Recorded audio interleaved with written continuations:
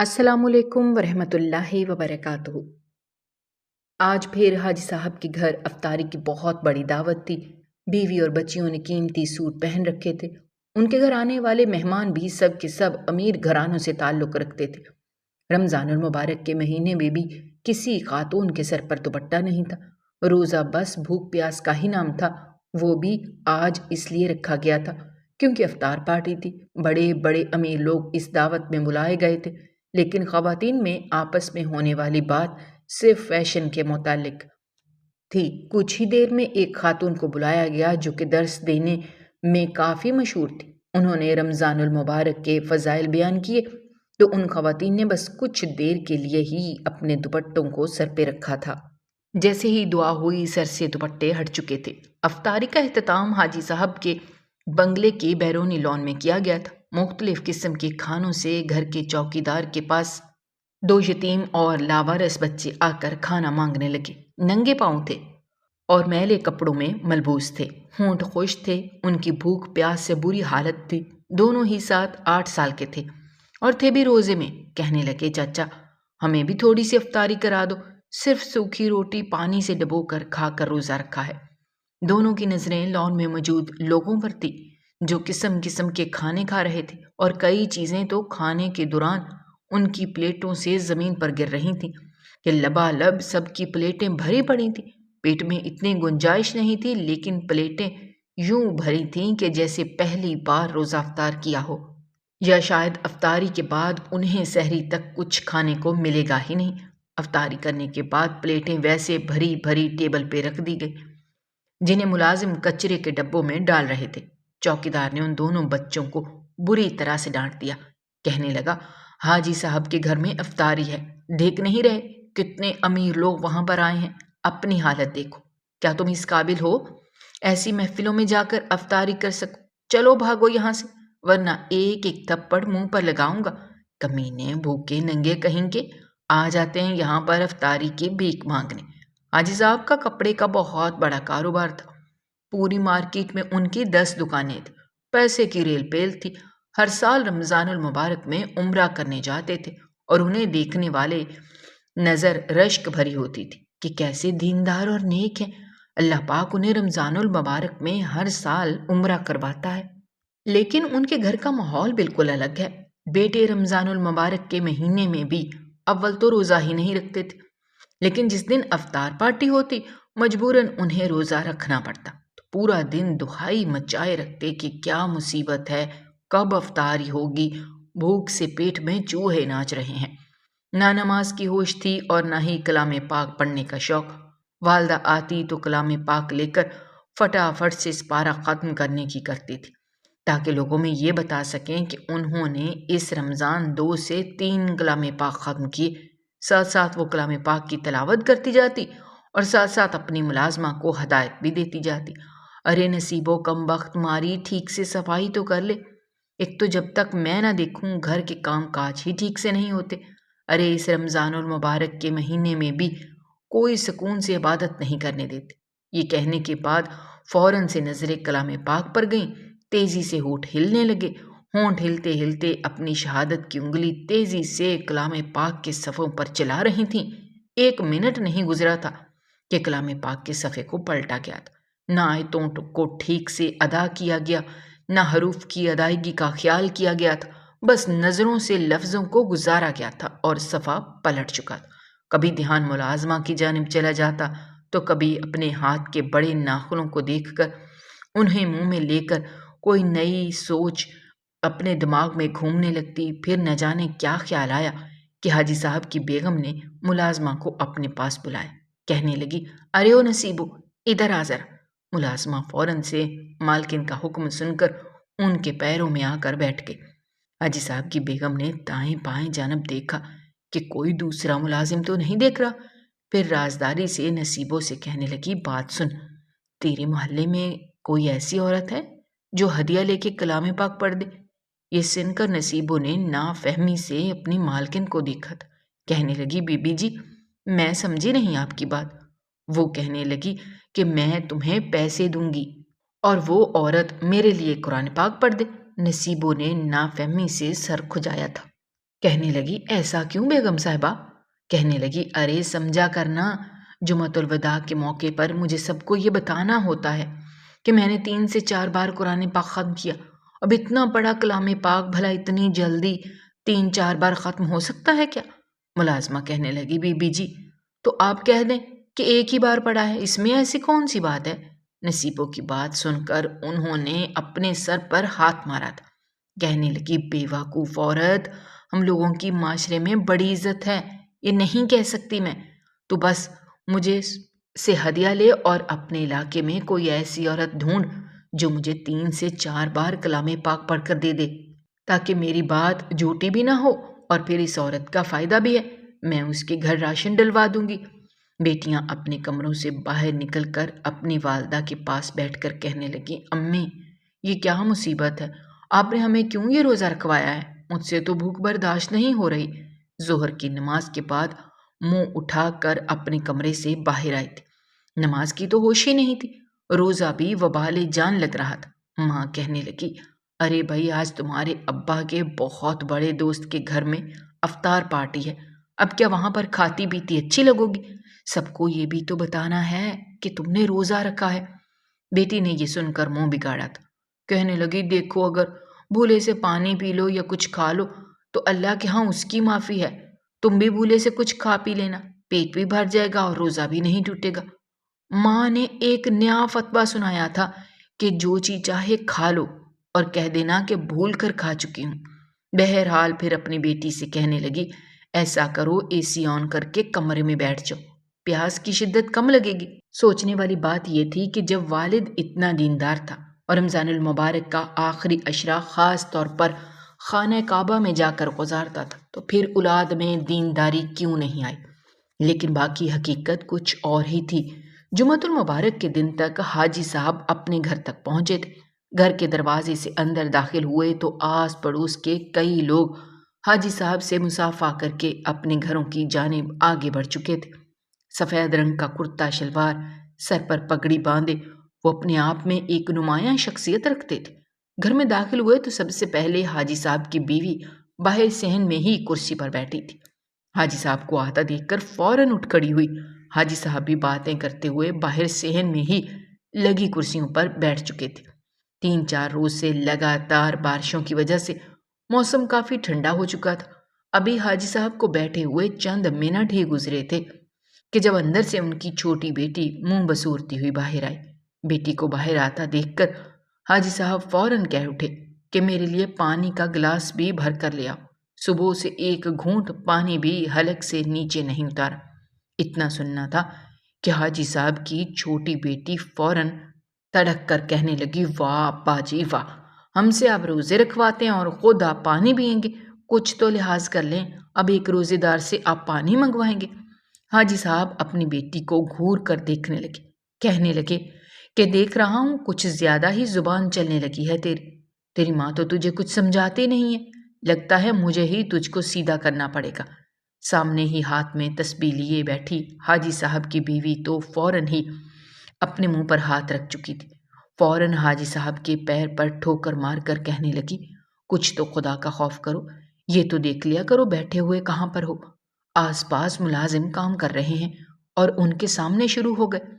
کتنی مرتبہ آپ کو کہا ہے کہ کچھ بھی کھانا پینا ہو تو کمرے میں بیٹھ کر کھایا کرو۔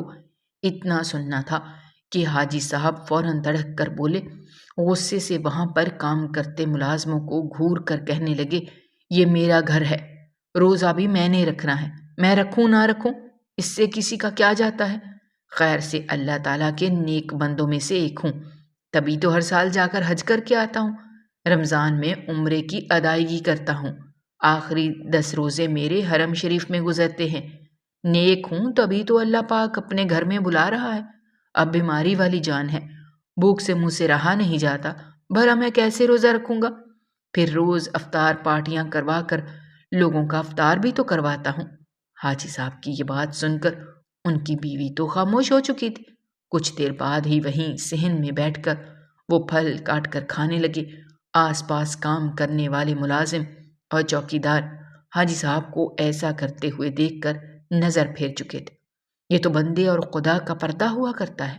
اگر کسی بیماری کی وجہ سے روزہ نہ بھی رکھ سکیں تو کم از کم دوسرے روزہ دار کے ساتھ کا خیال رکھنا چاہیے، بند کمرے میں ہی کھانا پینا چاہیے تاکہ کھانے کو دیکھ کر روزے دار الجھن محسوس نہ کریں۔ مگر بہرحال انہیں کون سمجھاتا، باہر دنیا کے سامنے تو حاجی صاحب کی لوگ مثالیں دیا کرتے تھے، کہا کرتے تھے کہ حاجی صاحب واحد بزرگ ہیں جو اس عمر میں پہنچنے کے باوجود پورے روزے رکھتے ہیں، ان کی راتیں عبادت میں گزرتی ہیں، اللہ تعالیٰ کے بڑے ہی نیک بندے ہیں۔ مگر حقیقت کیا تھی یہ تو اس گھر کے در و دیوار اور اس میں بسنے والے لوگ ہی جانتے تھے، نہ صرف حاجی صاحب کی بیوی اور بیٹے بیٹیاں بلکہ حاجی صاحب خود بھی ایسے ہی تھے، یہ تو بس لوگوں میں اپنی عزت بنائے ہوئے تھے۔ اس شام افطار پارٹی کے لیے وہ سبھی خوب تیار ہو کر اپنے دوست کے ہاں گئے تھے جہاں پر کئی لڑکے لڑکیاں موجود تھے۔ حاجی صاحب تو اپنے جیسے لوگوں کے پاس بیٹھ کر خوش گپیوں میں مصروف ہو گئے، حاجی صاحب کی بیوی بھی اپنی ہی عمر کی عورتوں کے ساتھ بیٹھی باتوں میں لگ چکی تھی، جبکہ ان کے بیٹے بیٹیاں ایک ساتھ باتوں میں مشغول کہے لگا رہے تھے، کسی کو کوئی پرواہ نہیں تھی کہ وہ کیا کچھ کرتے پھر رہے ہیں، اللہ تعالیٰ کے نزدیک یہ سب کچھ پسندیدہ ہے بھی کہ نہیں۔ حاجی صاحب کی دونوں بیٹیاں وہاں پر مہمانوں میں آئے ہوئے امیر ترین لڑکوں کے ساتھ باتوں میں مشغول تھیں، وہ ایک دوسرے کے ہاتھوں پر ہاتھ مار کر تالی بجا رہے تھے اور کسی بات پر ہنس رہے تھے۔ کچھ دیر بعد افطاری کا دور چلا، ایک مرتبہ پھر وہی کچھ ہوا جو کچھ ہمیشہ سے ہوتا رہا، یعنی بہت زیادہ کھانا ضائع ہو چکا تھا۔ گھر کے لان میں ہی یہ سارا بندوبست کیا گیا تھا۔ جیسے ہی سب مہمان اٹھ کر دوبارہ لاؤنج میں گئے تو گھر کے باہر کھڑے کئی غریب بچے اور بچیاں جو اس طاق میں بیٹھے تھے کہ جیسے ہی مہمان کھانا کھا کر اٹھیں وہ اپنی تھیلیوں میں بچا ہوا کھانا بھر کے لے جائیں، وہ فوراً گھر کے صحن میں دھاوا بول چکے تھے۔ گھر کے ملازمین اس وقت مہمانوں کو دیکھ رہے تھے، کچھ ٹیبلز کی صفائی کر رہے تھے کہ جب یہ غریب بچے گھر میں داخل ہو کر بھاگ بھاگ کر پلیٹیں صاف کرنے لگے۔ یہ منظر دیکھنا تھا کہ وہاں پر کھڑے ملازمین انہیں جھڑک کر وہاں سے بھگانے لگے۔ حاجی صاحب اور ان کے دوستوں نے جب یہ منظر دیکھا تو غصے سے آگ بگولا ہوئے۔ گھر کا مالک جس نے یہ افطاری دی تھی وہ غصے سے آگے بڑھا اور اپنے ملازموں سے کہنے لگا، کم بختو، ان حرام خوروں کو مار کر بھگاؤ، یہاں سے بھوکے ننگوں کی اتنی اوقات ہی نہیں کہ میرے گھر میں داخل ہو سکیں، ذرا تمیز نہیں ہے، بس چوری کرنا آتا ہے، ان کا بس چلے تو ہمیں بھی بیچ کر کھا جائیں۔ ملازمین نے اپنے مالکوں کا حکم سنا تو ان بچوں کو مارنے لگے، ان کی تھیلیوں میں موجود بچا ہوا کھانا بھی چھین لیا اور دھکے مار کر گھر سے باہر نکال دیا۔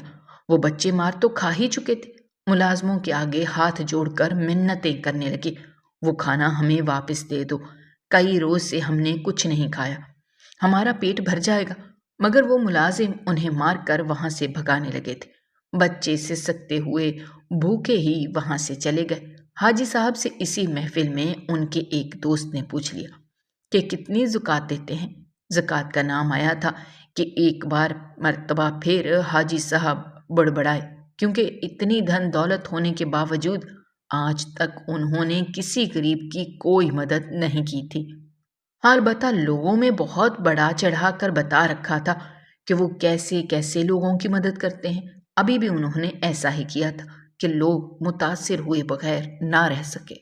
اگلے روز ایک بات حاجی صاحب کی بیوی نے نوٹ کی تھی کہ رمضان المبارک میں ان غریب بچے بچیوں کا تانتا کچھ زیادہ ہی بندھ جاتا ہے۔ جب دیکھو گھر کے دروازے پر کوئی نہ کوئی مانگنے والا کھڑا ہوتا ہے۔ اس روز جب حاجی صاحب تراویح کی نماز پڑھ کر گھر آئے تو کہنے لگے، حاجی صاحب، اللہ تعالیٰ کا ہم پر کتنا کرم ہے، ہم لوگ امیر کبیر لوگوں میں جانے جاتے ہیں، گاؤں والے ہم سب کی بڑی عزت کرتے ہیں، اگر ہم زکوٰۃ بھی ادا کر دیں تو کتنا اچھا ہوگا، یہ غریب لوگ بھی پیٹ بھر کر کھانا کھا لیں گے، ان کے دل سے ہمارے لیے دعائیں نکلیں گی، ہمارے بچوں کے لیے دعائیں نکلیں گی تو ہمارے بچوں کے نیک نصیب ہوں گے۔ حاجی صاحب جو سونے کی تیاریوں میں تھے جب اپنی بیوی کے منہ سے یہ الفاظ سنے تو ٹھٹک کر اس کی جانب دیکھا، کہنے لگے، ہوش میں تو ہے تو؟ ابھی خود ہی کہا نا کہ خدا نے ہمیں اس حال میں رکھا ہے، تو ان کو بھی اسی خدا نے اس حال میں رکھا ہے۔ ہم نیک لوگ ہیں، عبادتیں کرتے ہیں، تبھی تو اللہ تعالیٰ نے ہمیں اس قدر رزق عطا کر رکھا ہے۔ اگر ان بھوکے ننگے لوگوں کو اللہ تعالیٰ نے سال میں رکھا ہے تو تجھے کیا تکلیف ہو رہی ہے؟ میں کوئی زکوٰۃ نہیں دینے والا، بلا وجہ میرا دماغ خراب کرتی پھرتی ہے۔ حاجی صاحب کی بات سن کر ان کی بیوی خاموش ہو چکی تھی، ہاتھ پر ہاتھ رکھ کر کہنے لگی، میری بلا سے جو کچھ مرضی کرتے پھریں، مجھے کیا؟ میں تو اسی لیے کہہ رہی تھی کہ گاؤں میں مزید واہ واہ ہو جائے گی، لوگوں میں عزت بڑھ جائے گی۔ اتنا سننا تھا کہ حاجی صاحب کہنے لگے، اس کی تو فکر نہ کر، میں زکوٰۃ کے نام پر اپنے ہی مانگنے والا بچہ آ جاتا تو حاجی صاحب اپنی جیب سے 50-100 روپے کا نوٹ نکال کر اس بچے کو دے دیا کرتے تاکہ دیکھنے والوں میں ان کی عزت برقرار رہے، ورنہ تو بچے کو گالم گلوچ دینے تک سے گریز نہیں کرتے تھے۔ ایک روز حاجی صاحب اپنی بیوی سے کہنے لگے، بچیاں جوان ہو چکی ہیں، بڑی بیٹی کی اب شادی کر دینی چاہیے۔ وہ اپنے ہی بھائی کے بیٹے کے ساتھ اپنی بیٹی کی شادی کروانا چاہتے تھے، مگر جب حاجی صاحب کی بڑی بیٹی نے یہ سنا تو غصے سے پھٹ پڑی تھی۔ کہنے لگی، اماں سمجھا دو پاپا کو، میں بالکل بھی اس کالے کوے جیسی شکل کے حماد سے شادی نہیں کرنے والی، میں شادی کروں گی تو اپنی مرضی سے۔ اتنا سننا تھا کہ حاجی صاحب کی بیوی نے ایک تھپڑ اپنی بیٹی کے منہ پر دے مارا۔ کہنے لگی، جانتی بھی ہے تو کیا بکواس کر رہی ہے؟ اگر تیرے ابا یہ الفاظ سن لیتے کھڑے کھڑے تجھے چیر کے رکھ دیں گے۔ کچھ بھی بولتی رہتی ہے، پسند کی شادیاں کریں گی؟ ارے ہمارے خاندان میں تو نکاح بھی صرف لڑکی کا دوپٹہ دکھا کر دیا جاتا تھا، اور تو پسند کی شادی کی بات کر رہی ہے؟ ماں کی ڈانٹ ڈپٹ سن کر وہ لڑکی تو فی الحال چپ ہو چکی تھی، مگر اندر ہی اندر وہ ضد پکڑ چکی تھی کہ کسی بھی حال میں ابا کے بھتیجے کے ساتھ شادی نہیں کرے گی۔ جیسے جیسے رمضان جا رہا تھا، لوگ زکوٰۃ ادا کر رہے تھے، اسی کے ساتھ حاجی صاحب اپنے ہی جیسے لوگوں کے ساتھ عمرہ کی ادائیگی کا بھی پلان بنا چکے تھے۔ اس روز حاجی صاحب جب گھر لوٹے تو اچانک ایک خاتون بھاگتی ہوئی ان کے گھر کے باہر آئی تھی۔ حاجی صاحب نے اسے مکمل طور پر نظر انداز کیا تھا، مگر وہ خاتون گھر کے باہر ہی کھڑی ہو کر دروازہ بجانے لگی۔ چوکیدار اسے وہاں سے ہٹانے لگا، مگر وہ روتے ہوئے کہنے لگی کہ مجھے ایک مرتبہ حاجی صاحب سے ملنے دو، مجھے ان سے ایک ضروری کام ہے، میں ان کا زیادہ وقت نہیں لوں گی۔ میں نے تو ان کے بڑے چرچے سن رکھے ہیں کہ وہ غریبوں کی مدد کرتے ہیں، فرشتہ ہیں فرشتہ، آج تک ان کے در سے کوئی بھی خالی نہیں لوٹا، میں بھی بڑی آس لے کر ان کے دروازے پر آئی ہوں۔ حاجی صاحب نے جب اس خاتون کے منہ سے یہ الفاظ سنے تو وہیں پر رک چکے تھے۔ چوکیدار کو اشارہ کیا کہ اس خاتون کو گھر کے اندر آنے دو۔ چوکیدار نے بھی اپنے مالک کی بات سن کر دروازہ کھولا تو وہ خاتون اندر آئی۔ حاجی صاحب اسے سرتا پیر دیکھنے لگے تھے۔ وہ خاتون 28 سے 30 سال کی عمر کے درمیان کی تھی، سفید چادر سے اپنا چہرہ ڈھک رکھا تھا۔ حاجی صاحب نے اسے دیکھا تو اپنے مہمان خانے میں چلے گئے۔ کہنے لگے، بتاؤ کیا مسئلہ ہے؟ یوں گلی میں کیوں شور کرتی پھر رہی تھی؟ اس عورت کا نام کنیز تھا، اسی گاؤں کی رہنے والی تھی، مگر اس کا گھر حاجی صاحب کے گھر سے کافی دوری پر پڑتا تھا۔ وہ روتی ہوئی وہیں فرش پر بیٹھ گئی اور کہنے لگی، حاجی صاحب میں بیوہ ہوں، میرے شوہر کا کسی نے قتل کر دیا ہے، میرے چھوٹے چھوٹے بچے ہیں جو مجھے میری جان سے بھی بڑھ کر عزیز ہیں، میں لوگوں کے گھروں میں کام کر کے انہیں پالنے کی کوشش کر رہی ہوں، مگر میرا یہ ہاتھ جلا تو مالک نے مجھے کام سے ہی نکال دیا، اب مجھے کوئی بھی کام پر نہیں رکھتا، بچے بھوک سے بلک رہے ہیں، رمضان ہے تو سارا سارا دن روزے کی حالت میں رہتے ہیں، کہیں سے سوکھی روٹی بچی ہوئی مل جائے تو بچوں کو کھلا دیتی ہوں، مگر اب تو رمضان ہے، آپ جیسے امیر کبیر لوگ زکوٰۃ بھی ادا کرتے ہیں، میں یہی کہنے آئی تھی آپ سے کہ اگر آپ زکوٰۃ دیں تو میرے بچے چند روز کے لیے ہی صحیح پیٹ بھر کر کھانا کھا لیں گے، آپ کے لیے ہمارے دل سے دعائیں نکلیں گی، اللہ تعالیٰ آپ کے رزق میں اضافہ فرمائے۔ کنیز روتی ہوئی ہاتھ جوڑ کر یہ بات کر رہی تھی، یہ وہی جانتی تھی کہ اس نے کس قدر ہمت جمع کی تھی۔ حاجی صاحب نے یہ سنا تو غصے سے اٹھ کھڑے ہوئے، چلتے ہوئے کنیز کے پاس آئے، اور اگلے ہی لمحے جو حرکت کنیز کے ساتھ کی وہ تو وہم و گمان میں بھی نہیں تھی، وہ تو نیک فرشتہ صفت انسان سمجھتی تھی، مگر اگر غیر محرم ہونے کے باوجود حاجی صاحب نے کنیز کو ٹھوڑی سے پکڑ کر دبوچ لیا تھا۔ اس کا منہ دبوچ کر کہنے لگے، کیا میں نے کوئی خیراتی ادارہ کھول رکھا ہے؟ میرے گھر کے باہر کوئی بورڈ لگا ہے کہ میں تجھ جیسیوں کی مدد کروں گا؟ چل دفع ہو جا یہاں سے، بلا وجہ میرا ٹائم ضائع کر دیا۔ اس نے کنیز کے منہ پر تھپڑ مار دیا تھا۔ کنیز وہیں پر گری تھی، ایک سسکی تھی جو اس کے حلق سے نکلی تھی۔ اگلے پل وہاں پر کام کرنے والی ملازمہ اسے گھسیٹ کر گھر کے باہر بھیج چکی تھی۔ کنیز تو روتے ہوئے وہاں سے چلی گئی۔ حاجی صاحب اس واقعے کو بھول چکے تھے، مگر اس دن کے بعد جو کچھ ان کے ساتھ ہوا ان کے وہم و گمان میں بھی نہیں تھا۔ اگلی صبح سحری کے وقت جب اٹھے تو ان کی بڑی بیٹی وہاں پر موجود نہیں تھی۔ آج تو انہوں نے اپنے بڑے بھائی کے ہاں افطار کے لیے جانا تھا۔ بڑی بیٹی کو بلانے لگے کہ روزہ رکھو، مگر وہ اپنے کمرے میں موجود ہی نہیں تھے۔ صرف ایک خط پڑا تھا، وہ اپنے پسندیدہ لڑکے کے ساتھ بھاگ چکی ہے، دوبارہ کبھی لوٹ کر نہیں آئے گی، ڈھونڈنے کی کوشش بھی مت کیجیے گا۔ حاجی صاحب یہ الفاظ پڑھے تو سینے پر ہاتھ رکھ کر گر چکے تھے۔ انہیں تو یقین ہی نہیں آ رہا تھا کہ یہ سب کچھ ہوا کیا ہے۔ ان کی بیٹی کیسے ان کی عزتوں کو روند کر جا سکتی تھی؟ گاؤں والوں کو پتہ چلے گا تو کیا ہوگا؟ صرف اتنا ہی نہیں، دھیرے دھیرے ان کا کاروبار بھی ٹھپ ہونے لگے تھے۔ وہ 10 دکانیں ایسے ڈوبیں کہ الٹا حاجی صاحب قرضدار ہو گئے۔ بڑی بہن کی دیکھا دیکھی چھوٹی بہن بھی گھر چھوڑ کر بھاگ چکی تھی۔ حاجی صاحب کا اکلوتا بیٹا، وہ بھی اس قدر نافرمان نکلا کہ پورے گاؤں میں ڈھنڈورا پیٹنے لگا کہ میرے ماں باپ ایسے ہیں، صرف اور صرف دکھاوا کرتے ہیں۔ ارے میری بہنیں کوئی دوسرے ملک میں پڑھائی کرنے کے لیے نہیں گئیں بلکہ گھر سے بھاگ چکی ہیں، اور اب میں بھی اپنے دوگلے باپ کو چھوڑ کر جا رہا ہوں۔ پورے گاؤں میں حاجی صاحب کی تھو تھو ہو چکی تھی، کاروبار الگ ڈوب چکا تھا۔ نوبت یہاں تک آ گئی کہ گھر بھی بیچنا پڑا، قرض اتارنے پڑے اور ایک چھوٹے سے عام سے مکان میں رہنا پڑا۔ نہ ہی پاس اولاد رہی تھی نہ ہی دولت۔ وہ روتے تھے کہ آخر یہ سب کچھ کیسے ہو گیا۔ اب تو الٹا گاؤں والے حاجی صاحب اور ان کی بیوی کی مدد کے لیے ان کے ہاتھ پر 500 یا 1000 روپے رکھ جایا کرتے تھے۔